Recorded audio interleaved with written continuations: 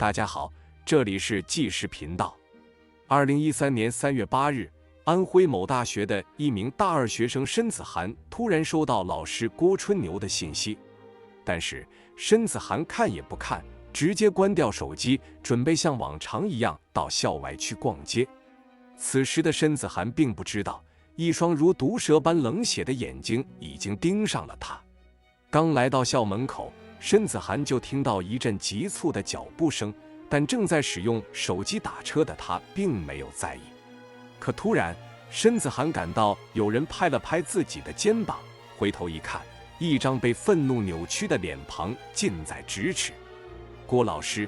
没等申子涵喊出声，一柄利刃就劈向他的脖子，霎时间鲜血喷涌而出，将申子涵的衣衫尽数染红。申子涵破损的喉咙中传出几个模糊的音节，难以置信与恐惧构成了他生命中最后的表情。凶手正是刚才给申子涵发信息的郭春牛郭老师，可他似乎还是不解气，又对着申子涵连捅数刀。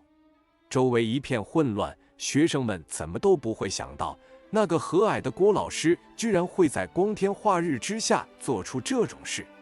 人来人往的校门口很快变得鸦雀无声，只剩下郭春牛机械地挥舞着手臂，不断往申子涵身上捅下一刀又一刀。很快，警方接到报案，立刻赶到了犯罪地点，将郭春牛制服，并送申子涵去抢救。可在郭春牛惨无人道的行凶下，连中48刀的申子涵最终抢救无效死亡。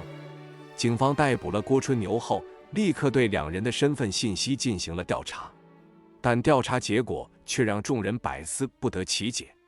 郭春牛，男，34岁，职业大学老师，与妻子结婚8年，夫妻感情和睦。在学校中，同学们对郭春牛的评价也很高，因为他讲课风趣幽默，富有学识。但对于他的同事们来说，郭春牛却有些难以相处，很多同事甚至都不知道他已经结婚多年。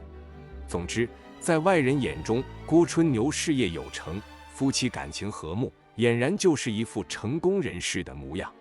再看受害者申子涵，女，19岁，家境优渥，长相姣好，是一名普通的大二学生。究竟是什么原因让一位大学教授对一位普通学生痛下杀手，还泄愤一般足足捅了48刀？一切还要从12年的秋天说起。2012年9月，升入大二的申子涵成为了郭春牛的学生。借由授课的缘故，郭春牛添加了申子涵的微信，在日常的交流中，郭春牛萌生了追求申子涵的念头。于是，郭春牛背着妻子与申子涵聊得火热，对申子涵提供无微不至的关怀以及物质上的追求。申子涵并不知道郭春牛已经有了家室，面对温文尔雅、出手阔绰的郭春牛的追求，最终于2012年11月正式确定了关系。但是纸包不住火，通过询问申子涵的父母以及室友，警察得知，仅仅过了1个月左右，申子涵就发现郭春牛已婚的事实，并向郭春牛提出分手，而郭春牛最终也同意了和平分手的请求。故事发展到这里，无论如何也看不出郭春牛的作案动机。然而，仅仅过去了3个月，郭春牛就在校门口残忍杀害了申子涵，这究竟是为什么呢？昏暗的审讯室中，负责本案的王警官眉毛拧成了麻花。这3个月中一定发生了一些事，而且对郭春牛影响深远，最终才酿成了一桩惨祸。可究竟是什么呢？可审讯已经进行了1个小时，任凭王警官如何询问，郭春牛都呆呆地坐在原地，几乎没有任何表情变化。眼看案件进入了僵局，王警官灵机一动，想到了办法。无论郭春牛的作案动机是什么，有一点是十分明确的，那就是郭春牛必然对申子涵怀有极大的仇恨。这股仇恨无法消解，最终化作冰冷的利刃，刺入了申子涵的脖颈中。如果用申子涵来刺激郭春牛，说不定能得到一些信息。郭春牛，明明是你隐瞒自己已婚的事实在先，欺骗申子涵，一个前途光明的花季少女，就这么被你杀害了。你难道就没有良知吗？王警官站起来，指着郭春牛的鼻子骂道，唾沫几乎溅到郭春牛的脸上。郭春牛无神的双眼猛然看向王警官，被手铐束缚的双手狂乱地拍击桌子，同时喉咙里发出骇人的怪叫。我没有良知？难道他就是什么好东西吗？我也是受害者啊！王警官眼看有效，继续吼道：一派胡言！你倒是说说，申子涵有什么错？郭春牛喘着粗气，断断续续道：查他的手机，查了，你们就知道了。王警官立刻喊来技术部的工作人员，破解了申子涵手机的密码，开始查看申子涵聊天记录。没翻几下，王警官就诧异地瞪大了眼睛。郭春牛见他这副模样，冷笑道：现在你该清楚了，那个学生也不是什么好东西，他毁了我家庭，他毁了我的一切。昏暗的审讯室中，王警官脸色阴沉。在数位警员的合作调查下，申子涵与郭春牛两人分开的3个月的真相逐渐浮出水面。2012年12月，申子涵与郭春牛分手，但两人的分手表面上看起来风平浪静，但实际上却另有玄机。在外人看来，申子涵在得知郭春牛已婚的事实后，便提出与他分手，但实际上申子涵早就知道郭春牛有家室，但由于自己花钱大手大脚，郭春牛又出手阔绰，申子涵便假装接受郭春牛的追求，实际上却只是把郭春牛当成一个人肉钱包而已。而郭春牛对此却并不知情，反而沉浸在自己的幻想之中，不厌其烦地满足申子涵的要求，享受着虚幻的幸福。两人就这么当了一段时间的表面情侣。大约过了2星期左右，申子涵喜欢上了一位长相帅气的男同学，两人情投意合，情感迅速升温。就像郭春牛没能掩盖自己已婚的事实一般，申子涵也没能掩盖自己的出轨。郭春牛发现申子涵另寻新欢后，十分气愤地质问申子涵，却被对方一句“你一个婚内出轨的人，有什么资格指责我”说得哑口无言。如果事情就此结束，这段建立在隐瞒与欺骗上的师生恋绝不会造成如此严重的后果。可偏偏郭春牛不死心，继续纠缠申子涵，拿学分和成绩威胁申子涵。1次2次，申子涵还能耐下性子跟郭春牛辩解，但次数一多，申子涵忍无可忍，说知道郭春牛跟妻子离婚，自己就同意不和他分手。申子涵本以为郭春牛只是贪图一时的新鲜，怎么都不会放弃跟自己结婚多年的妻子，却不想鬼迷心窍的郭春牛居然真的同意了。2012年12月至2013年2月，郭春牛不断与妻子挑起矛盾，10年来相敬如宾的两人在一次次故意的争吵中成了不共戴天的仇人。最后一次争吵，郭春牛的妻子被气得心脏病发作，在医院的病床上签下了郭春牛递过来的离婚协议书，带着两人的女儿与郭春牛离婚。在审讯室的昏暗灯光下，王警官面对着郭春牛，心中充满了疑惑和愤怒。他无法理解，一个看似成功的大学老师为何会走上这样一条不归路。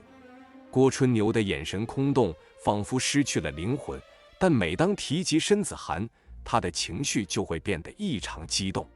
王警官决定深入调查这起案件的背后真相。他首先访问了郭春牛的前妻，一个温婉而憔悴的女人。他讲述了与郭春牛的过往，从相识相恋到结婚生子，再到郭春牛渐渐变得冷漠和疏离。他提到，郭春牛在离婚前的几个月里，行为举止异常，似乎被某种强烈的情绪所驱使。接着，王警官又找到了申子涵的那位帅气男同学。这位年轻人显得十分懊悔，他承认自己确实与申子涵有过一段情感纠葛，但他坚称自己并不知道申子涵与郭春牛的关系，更不知道这会导致如此悲剧的发生。王警官在调查中发现，郭春牛在离婚后精神状态变得越来越不稳定，他开始频繁的酗酒，甚至在课堂上也失去了往日的风采。同事们开始注意到他的异常，但由于郭春牛一贯的孤僻，没有人真正走进他的内心世界。在郭春牛的家中，王警官找到了一些日记和信件，记录了郭春牛对申子涵的迷恋以及对婚姻的失望。他在文字中表达了对申子涵的深深依恋，以及对妻子的愧疚和自责。他的内心充满了矛盾和挣扎，最终却选择了一条无法回头的道路。王警官还发现了一个关键的线索，在郭春牛的电脑里有一封未完成的遗书。遗书中，郭春牛表达了对生活的绝望和对申子涵的爱恋。他写道，他愿意为了申子涵放弃一切，包括自己的生命。这封遗书虽然没有寄出，但却透露出郭春牛在行凶前的心理状态。随着调查的深入，王警官逐渐拼凑出了这起案件的全貌。郭春牛在感情和婚姻的双重打击下，精神崩溃，最终走上了极端。